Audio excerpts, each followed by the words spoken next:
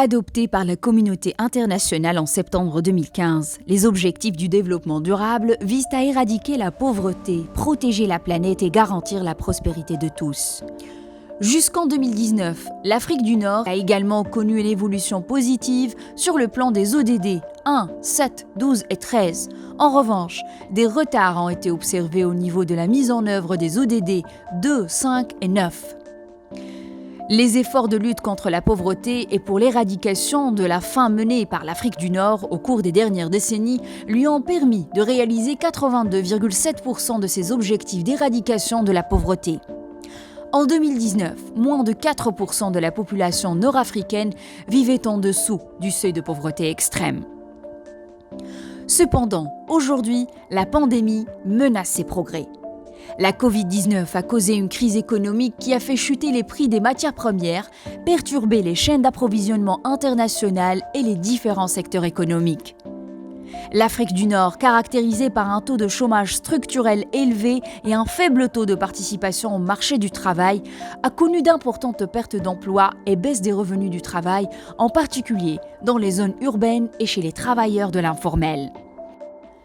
À l'instar du reste du continent, la vulnérabilité des jeunes nord-africains a été accentuée par la fermeture des institutions éducatives, ce qui menace encore davantage leur avenir.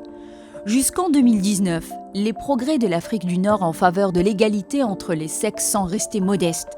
L'accès des filles à l'éducation, par exemple, restait inférieur à celui des garçons. Sur le plan de l'emploi, le taux de participation des femmes au marché du travail était inférieur à la moyenne africaine, avec 33 femmes employées pour 100 hommes. La pandémie Covid-19 est venue creuser encore davantage l'écart entre l'accès aux opportunités des hommes et des femmes. Elle expose ces dernières aux aléas de la crise économique de manière disproportionnée, aussi bien sur le plan de l'emploi que de leur charge de travail à domicile. La fermeture sans précédent des écoles et la réduction des services de santé disponibles ont entraîné une augmentation spectaculaire des charges de soins à domicile pour les enfants, les personnes âgées et malades, autant de tâches qui échouent traditionnellement aux femmes. Aujourd'hui, l'ODD 13 pour la lutte contre le changement climatique est celui sur lequel les pays africains présentent les meilleures performances. Mais si en ralentissant l'économie mondiale, la pandémie Covid-19 a entraîné une baisse des émissions de gaz à effet de serre, la récession qu'elle a engendrée menace aussi la concrétisation des engagements africains pour la lutte contre le changement climatique. D'ici 2030, il est attendu que le changement climatique coûte annuellement 3 à 5% du PIB des pays africains. S'il est à présent nécessaire de réagir aux graves implications sanitaires et économiques de la pandémie, les pays africains devront s'assurer que les programmes de relance prennent en compte la protection des économies contre les aléas du changement climatique.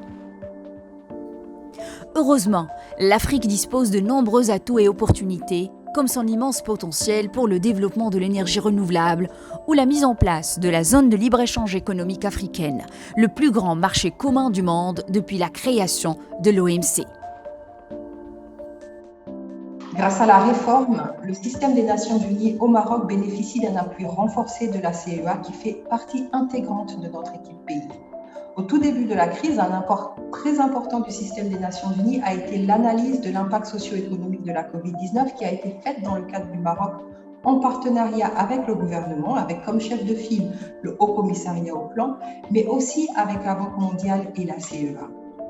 Nous bénéficions également de l'expertise de la CEA pour l'élaboration de notre bilan commun pays qui servira de base au programme d'action du système des Nations Unies à travers notre cadre de coopération pour le développement durable dans les années à venir.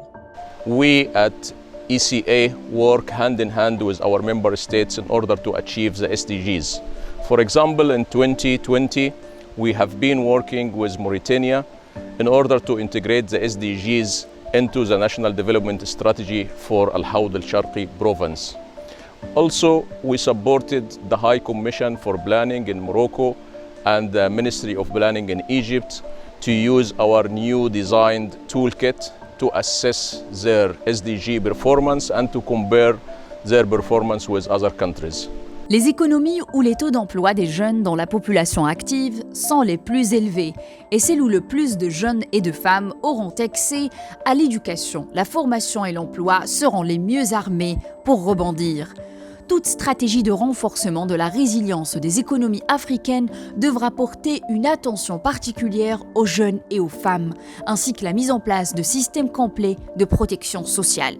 Pour y parvenir, la CEA recommande plusieurs mesures à court et à long terme, telles que le soutien financier aux groupes les plus vulnérables, l'investissement dans la santé pour tous, qui permettrait de renforcer la résilience des économies tout en créant des emplois dans le secteur de la santé, la conception de politiques actives qui prennent en compte les travailleurs informels et vulnérables, saisir les opportunités offertes par la ZLECAf et privilégier l'investissement dans les énergies renouvelables, moins chères et favorables à un développement sobre en carbone.